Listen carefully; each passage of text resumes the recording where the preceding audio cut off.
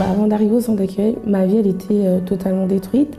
Parce que quand j'étais petite, j'ai connu des attouchements. Et dans ma famille, on va dire, c'était un sujet tabou. Donc personne ne voulait en parler, donc j'avais déjà ce mal-être à l'intérieur de moi. Et aussi, j'étais quelqu'un qui faisait beaucoup de cauchemars dans la nuit. Au début, j'en parlais à mes parents, mais quand j'ai grandi, je me disais, ça devient même... c'était une honte au fait de tout le temps dire, j'ai pas pu dormir parce qu'il y avait ça. Et à l'intérieur de moi, ça a mis vraiment une angoisse. Par exemple, je dormais dans la nuit, j'avais l'impression de voir des personnes. J'avais du mal à dormir toute seule. Je vivais dans une peur au fait constante.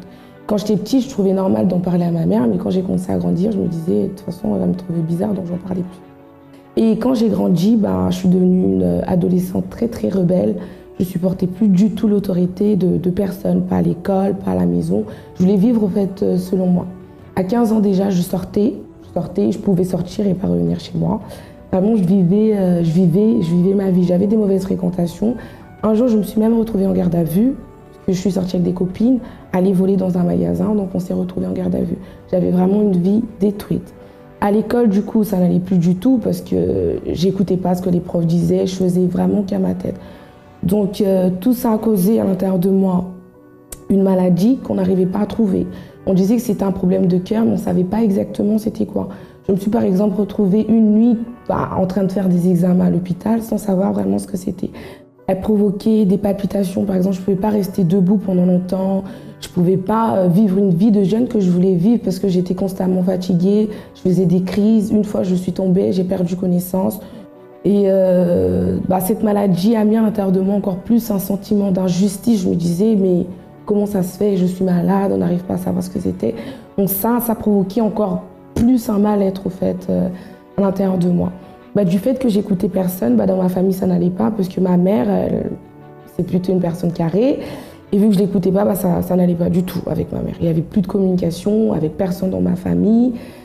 Faut dire aussi qu'on avait des problèmes financiers. On s'est retrouvés, nous tous, en train de vivre chez un membre de famille, sachant qu'on est 6 plus ma mère 7.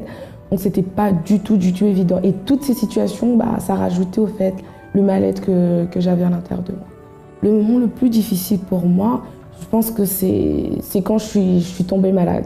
Vu que j'en parlais pas, j'étais quelqu'un, je parlais pas du tout.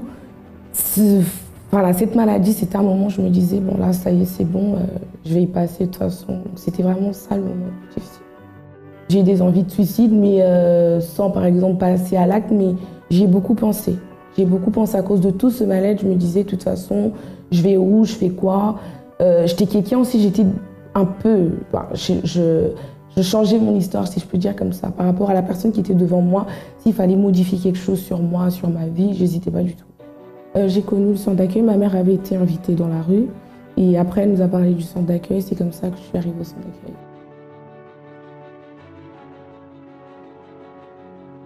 Alors tout de suite, j'ai pas du tout été interpellée. Je suis arrivée au centre d'accueil universel. Pendant au moins 2 ans, je venais, je rentrais, je sortais. Mais je suis arrivée parce que j'avais un problème de famille. Mon problème a été résolu. J'aurais pu partir, mais je me suis rendu compte que pendant ces 2 ans, que ma vie elle avait changé et que j'avais l'opportunité au fait de continuer au fait. Qu'est-ce que j'ai fait? Déjà, j'ai commencé à écouter ce qu'on disait au centre d'accueil universel, les conseils qu'on donnait. J'ai commencé à écouter au fait tous les conseils qu'on donnait, les directions qu'on donnait. On m'a parlé de, par exemple, chaînes de prière. J'ai commencé à faire des chaînes de prière. Donc voilà. Je suis arrivée, j'avais pas grand-chose. J'ai participé à la première campagne d'Israël et voilà. Et depuis, j'ai toujours participé aux campagnes d'Israël. Déjà, je suis arrivée, j'entendais des personnes parler de changement de vie. Je me suis dit, soit c'est des gens qui veulent raconter des choses jolies, ou soit ça marche vraiment. Donc moi, je veux faire mon expérience à moi et je veux voir. J'ai fait ma première campagne d'Israël, j'ai vu que ça portait des fruits, donc après, j'ai continué à faire mes campagnes d'Israël. Parce que je voyais des gens vraiment qui avaient une vie, on va dire, pire que la mienne, si je peux dire comme ça. Je me suis dit, si leur vie a changé, alors la mienne, elle peut aussi changer. C'était vraiment pour changer de vie. Aujourd'hui, ma vie, elle a changé. Déjà, je ne suis plus cette personne renfermée, cette personne angoissée. Aujourd'hui, à l'intérieur de moi, j'ai confiance en moi. J'accepte mon passé, mais il n'impacte plus mon présent ni mon futur. Mon intérieur a vraiment changé, je suis une personne différente. Dans les relations avec ma mère, ça a changé parce que j'ai décidé de me soumettre, parce que c'est ma mère, d'apprendre. Elle aussi, de son côté, elle a fait des efforts. Donc aujourd'hui, il y a une communication avec ma mère. On a une relation mère-fille. Par rapport à mes études, tout a changé parce que même les profs, même mes parents, je pense, ils ne croyaient plus que c'était possible que je puisse continuer mes études. Mais aujourd'hui, je fais des études et j'arrive à être parmi les meilleurs dans mes études. Là, je viens de passer un BTS électronique et l'année prochaine, je vais faire une licence sciences de l'ingénieur. Au niveau de cauchemar, aujourd'hui, plus du tout des cauchemars, plus du tout de cauchemars. J'étais quelqu'un aussi, je croyais tout ce qu'on me disait, mais aujourd'hui, pas du tout. Les gens, ils peuvent dire ce qu'ils pensent. Je sais aujourd'hui vraiment qui je suis et à l'intérieur de moi, le changement a été fait. Par rapport à ma famille aussi, je disais qu'on vivait chez des personnes parce qu'on n'avait plus où vivre. Aujourd'hui, on a pu acheter notre appartement, on vit tous ensemble et voilà. La santé, on va dire la maladie, les médecins n'ont pas pu trouver ce que c'était. Voilà, mais aujourd'hui, plus aucun symptôme. Je peux faire, je vis, je fais ce que j'ai à faire, courir, sauter, vivre une vie, pas comme je voulais vivre avant, mais vivre une vie normale sans souffrir comme autrefois en fait. Le centre d'accueil universel, pour moi, c'était vraiment une nouvelle vie, c'était un nouveau départ. C'est là que j'ai appris à vivre en fait, la véritable vie que je croyais même plus possible pour moi en fait. Si j'avais un conseil à donner, c'est possible de s'en sortir. Peu importe ce qu'on a connu, peu importe notre passé, c'est possible encore de changer de vie et de vivre une vie pleine, comblée, bénie, transformée. Bienvenue dans une nouvelle émission. Vous allez pouvoir partager aujourd'hui encore avec nous des récits et des faits extraordinaires de personnes comme vous, comme moi, qui, à travers le pouvoir de la foi, ont eu leur vie totalement transformée. Mais quelle que soit la situation que vous êtes en train de passer, sachez qu'il existe une solution, il existe une issue.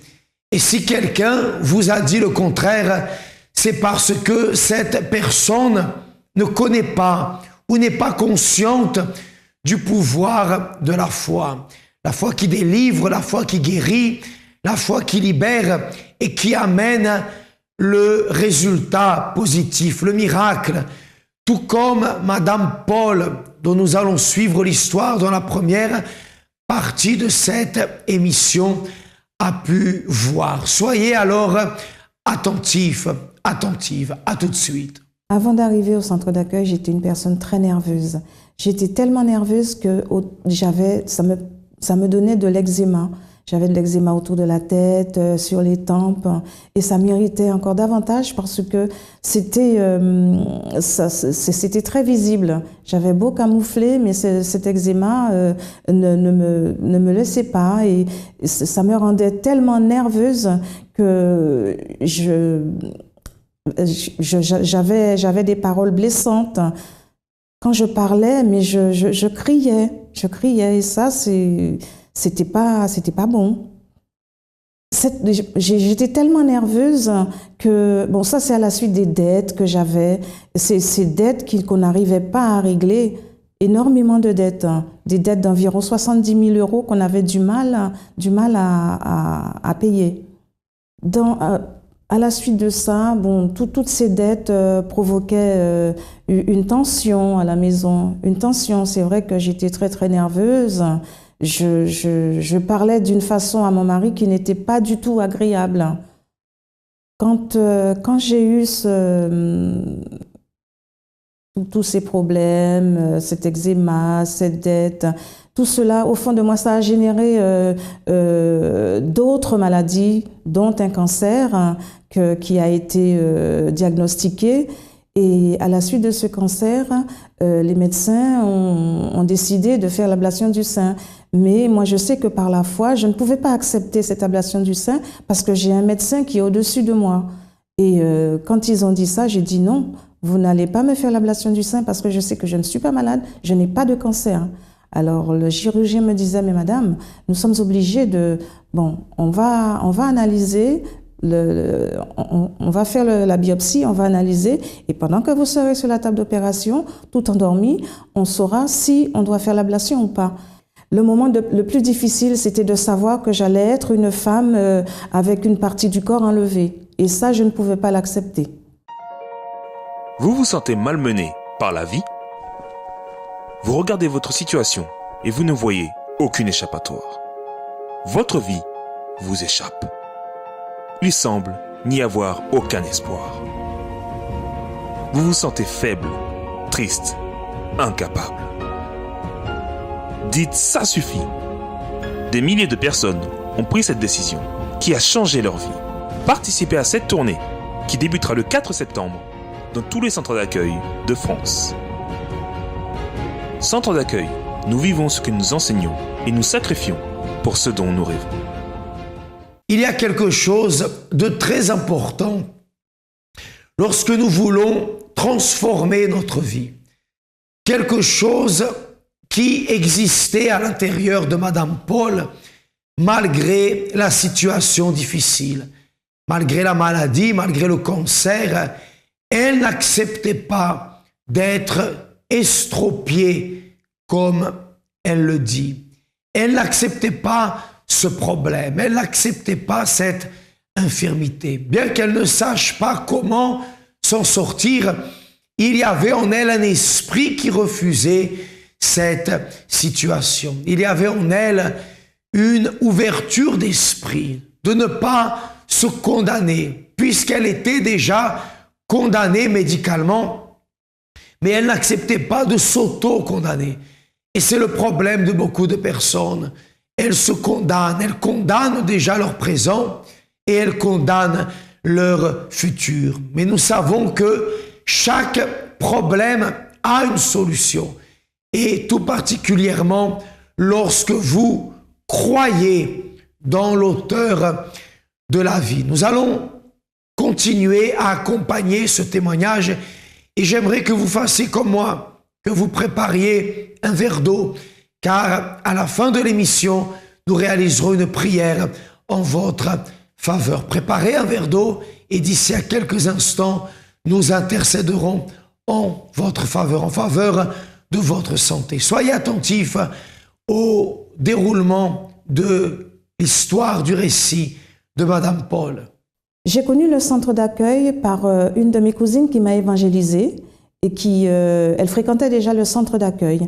Et elle m'a dit, écoute, viens parce que je suis au centre d'accueil et tu verras que dans cet endroit, avec la parole, tu reçois la parole de Dieu et ta vie va changer. Alors bon, je l'ai écouté et je suis allée. Le premier jour, je suis allée seule, sans mon mari et ma fille, parce que je voulais savoir ce qu'il en était, parce que je me suis dit, on ne sait jamais, je vais voir, je ne veux pas entraîner ma famille là-dedans sans savoir où je mets les pieds. Et quand je suis arrivée, mon Dieu, le premier jour, j'ai été absorbée par la parole. J'ai dit, mon Dieu, il y a quelque chose de différent qui se passe ici. Et depuis ce jour-là, nous y sommes. Et quand je suis arrivée dans ce centre, j'ai entendu la parole, la parole qui venait de l'hôtel.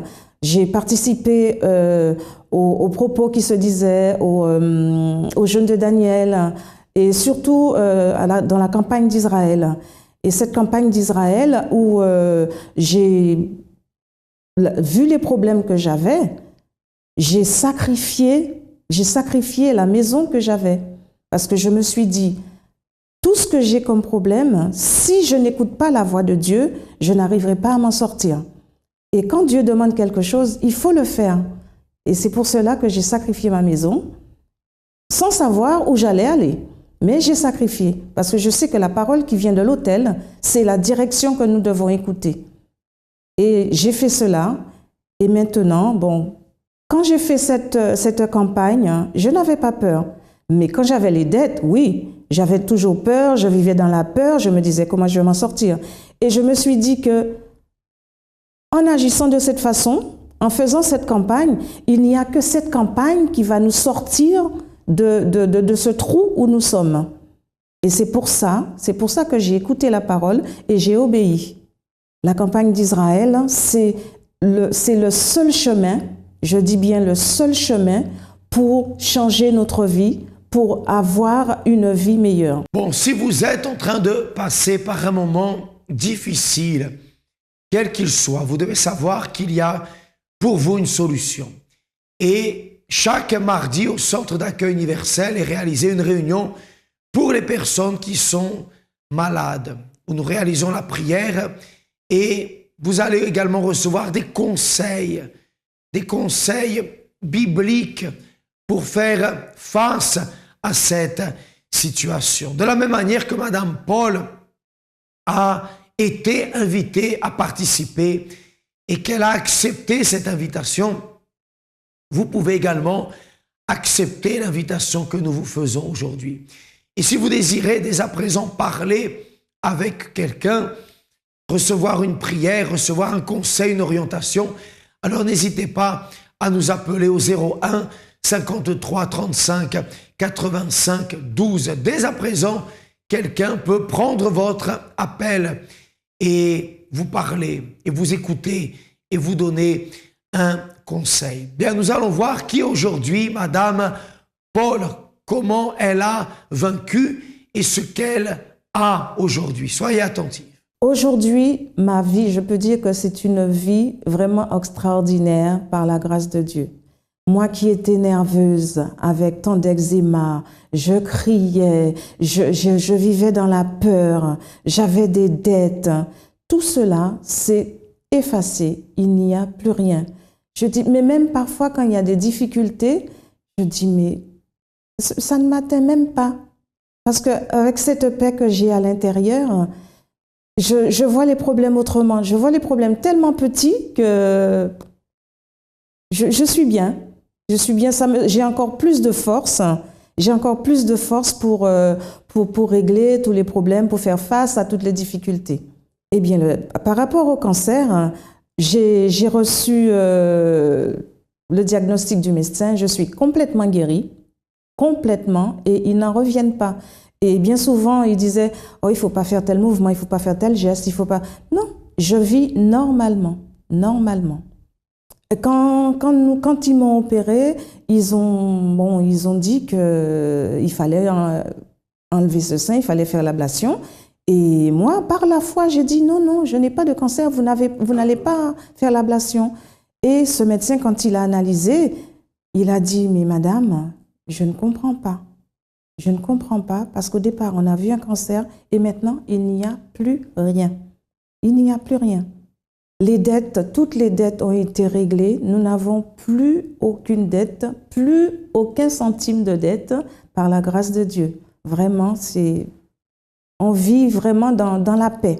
Et on a déménagé et là où nous habitions avant, notre fille était dans un foyer occupationnel et quand on est arrivé en région parisienne, il a fallu refaire une demande pour elle pour être dans un foyer occupationnel.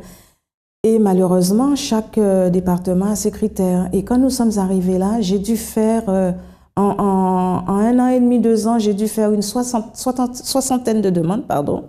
Et toutes ces demandes se sont avérées négatives. Et puis j'ai dit, mais c'est pas normal, elle ne peut pas rester comme ça. Et il lui faut un foyer parce qu'on ne peut pas la garder à la maison. Et puis finalement, je dis, mon Dieu, tu es mon Père, il faut que tu me dises où je dois frapper à nouveau. Et il a mis en moi une adresse, mais là où j'avais déjà fait la demande. J'ai dit, bon, Dieu a dit, je fais. J'ai réitéré ma demande dans cette même adresse et il s'est avéré qu'ils ont été d'accord cette fois-ci. Mais ils ont été d'accord, mais pour le temps qu'elle reste dans ce foyer, mensuellement, il faut payer environ 6 000 €. J'ai dit non, je ne peux pas payer 6 000 €, ce n'est pas possible. Alors, entre-temps, j'ai fait une demande au Conseil général pour leur demander de prendre en charge son occupation dans ce foyer. Et le Conseil général s'est passé en commission et la commission a accepté. Et donc, maintenant, elle va dans ce foyer et nous n'avons rien à payer et elle est tranquille. Ah, je suis très heureuse, très heureuse. Pas de dette, pas d'eczéma, pas de maladie, rien. Très heureuse. Mon mari, ma fille et moi, ça va. Ah, le centre d'accueil, c'est la clé. Je dis bien, c'est la clé pour ouvrir les portes blindées. Vous voyez que la bénédiction de Dieu est totale. Parce qu'au-delà de son problème de santé, Madame Paul avait plusieurs autres problèmes. Mais lorsqu'elle a agi, le pouvoir de la foi toutes les sphères de sa vie ont été atteintes et aujourd'hui elle jouit d'une vie pleine, d'une vie bénie. Dans sa vie physique, dans sa situation également qui était problématique avec sa fille, mais également aujourd'hui elle a la paix, elle a la force, elle est une personne épanouie. Et nous voulons que vous ayez cette qualité de vie. Vous allez, si vous n'avez pas encore fait, préparer votre verre d'eau d'ici à quelques instants. Je réaliserai une prière en votre faveur. Mais nous allons suivre aussi le récit de Madame Mimi. Voyez ce qui est arrivé dans sa vie. Il m'est venu à plusieurs fois l'idée de me suicider, de tuer mes enfants et me tuer comme ça, il n'y aura plus mon histoire. Avant de venir au centre d'accueil, j'étais dans des autres églises, je chantais, je priais, mais je ne voyais pas la main de Dieu. Et en 2009, c'est arrivé que j'ai perdu ma fille. Elle est décédée sans cause. Elle a fait des crises parce que j'étais séparée avec le papa, c'était la bagarre tout le temps. Et ma fille, elle est tombée elle a fait des crises, des convictions, elle est tombée dans le coma et puis 5 mois après, elle est décédée. Donc j'ai prié, j'ai appelé même les hommes de Dieu que je connaissais, d'autres qui sont venus de l'Allemagne, tout ça, prier. Et ma fille, elle est décédée comme ça, sans maladie, sans rien. Et à partir de là, je me suis dit, oh là, tant d'années que je suis dans l'église, dans le Seigneur, et ma fille est décédée comme ça, j'ai perdu confiance, j'ai perdu la foi. Donc j'avais la foi, mais morte. J'avais la foi seulement que Dieu est là, parce qu'il est le créateur. Mais en moi, j'ai dit, bon, Dieu est là, mais il ne fait rien. Voilà. J'avais des crédits, parce que j'avais mon travail, je travaillais. J'avais des crédits que je remboursais. Et quand j'ai quitté la maison, quand je suis séparée avec le papa, moi j'étais obligée de partir avec les enfants. Et j'ai perdu tout, mon travail, tout. Et les crédits revenaient impayés. Plus impayés, 1 mois, 2 mois, directement, c'est à la Banque de France. Et je ne pouvais pas parce que je suis partie dans le 59. Et je ne pouvais pas payer. Et là, tout a basculé. Sans carte bancaire, sans travail, affiché à la Banque de France, il n'y avait plus rien. Donc c'est là, ça a duré presque 10 ans. J'ai commencé à vivre avec la peur. Avec la peur, j'ai devenu trop négatif. J'ai perdu confiance en moi-même. J'étais toujours dans la peur qu'il m'arrive encore quelque chose, à mes enfants encore. J'ai tout perdu. J'ai peu dur et j'avais perdu une partie de ma vie. J'étais une personne, je pleurais tout le temps, mais personne ne voyait. Il m'est venu à plusieurs fois l'idée de me suicider, de tuer mes enfants et me tuer comme ça, il n'y aura plus mon histoire. Je ne voyais plus le goût de la vie. Mais malgré toutes ces idées-là qui me venaient à la tête, j'étais dans l'église. Pour moi, j'ai prié. Donc, j'avais personne pour me consoler, pour m'expliquer que c'était mal. J'étais dans un bulle, j'étais là et personne ne savait tout ça. C'était moi et que moi.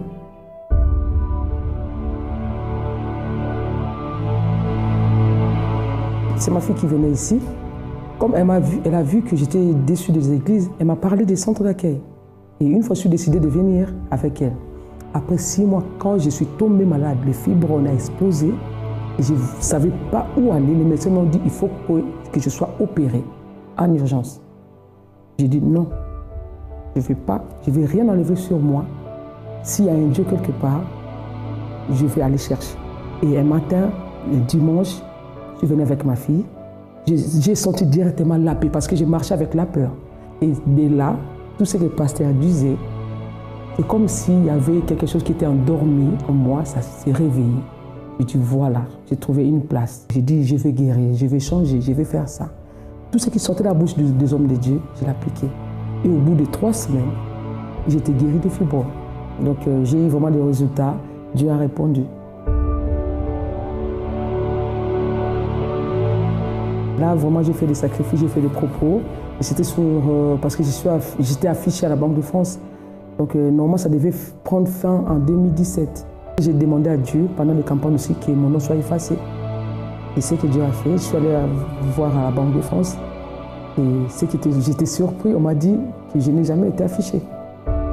Dieu agit, j'ai vu la main de Dieu.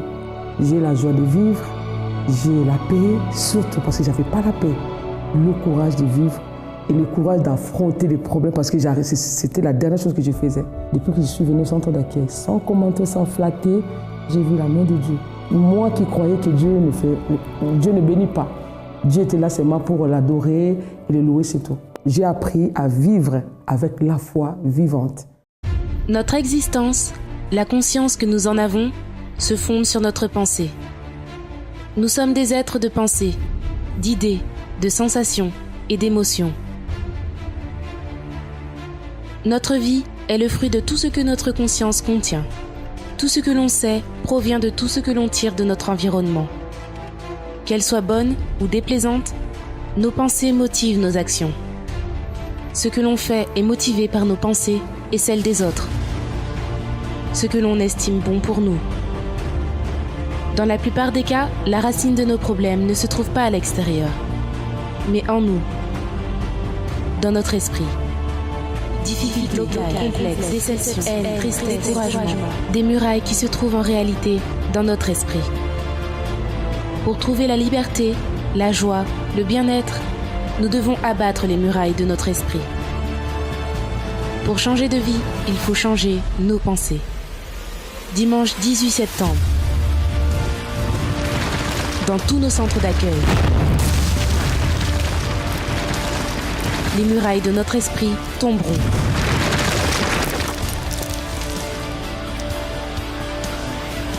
Centre d'accueil. Nous vivons ce que nous enseignons et sacrifions pour ce dont nous rêvons. Bien, nous arrivons au terme de notre émission, mais avant cela, j'espère que vous avez préparé votre verre d'eau car nous allons intercéder en votre faveur. Nous allons requérir de Dieu qu'il consacre cette eau. Et lorsque vous en boirez, alors vous recevrez le miracle. Si vous le pouvez, saisissez ce verre, fermez vos yeux et prions ensemble. Oh Dieu, qu'en cet instant, ton pouvoir vienne envahir la vie de cette personne qui prie avec nous, cet homme, cette dame, ce jeune, qui peut-être porte dans son corps une maladie, une infirmité, et qu'en cet instant, quelle qu'elle soit, elle soit touchée par la grâce, qu'elle soit touchée par ta puissance, par ta force, que ton miracle pénètre son corps depuis le haut de sa tête à la plante de ses pieds et restaure tout son être, toute sa chair, ses os, ses muscles, mais également son âme, et qu'elle reprenne courage, force, afin d'être une personne vigoureuse, une personne, mon Dieu, guérie et totalement restaurée. Mon Père, qu'elle reçoive également la paix, la force dans son intérieur et une vie nouvelle. Nous le déterminons pour l'honneur et pour la gloire de ton nom. Et vous qui croyez, dites, je le crois, grâce à Dieu. Bien, buvez de cette eau maintenant, au nom du Seigneur Jésus. Et recevez le miracle dans votre vie. N'oubliez pas que notre numéro de téléphone est à votre disposition, 01 53 35 85 12. Et nous serons de retour demain pour une nouvelle émission. Que Dieu vous bénisse.